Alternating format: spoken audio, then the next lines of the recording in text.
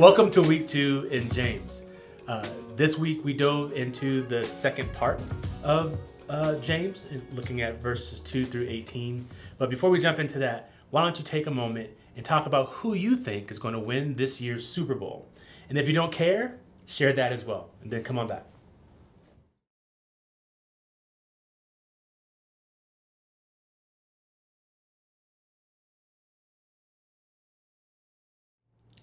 Okay, welcome back.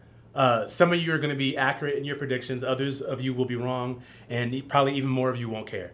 And that's okay. What I'd like you to do right now is read James chapter 1, verses 2 through 18. And I'd like you to focus on verses 2 and 3 specifically and answer these questions.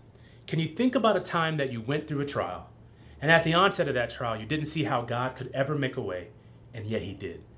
Take some time and share that with each other, and come on back.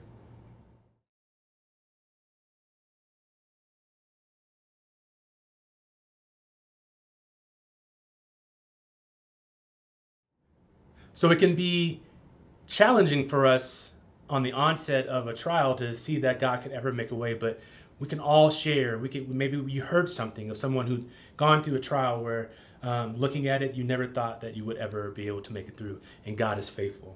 So what I'd like you to do now is answer this question. How are you asking God to show himself in the trial you're currently in?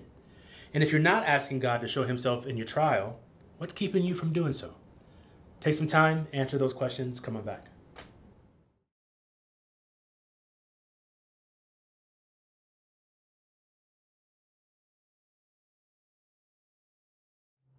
One of the ways that God makes it possible for us to go through trial is by the one anothering. Being a part of a community group is a great example of that. Answer this question. In what ways can being a member of a community group help us recognize God in our trial and be victorious over temptation? Take a moment to answer that question.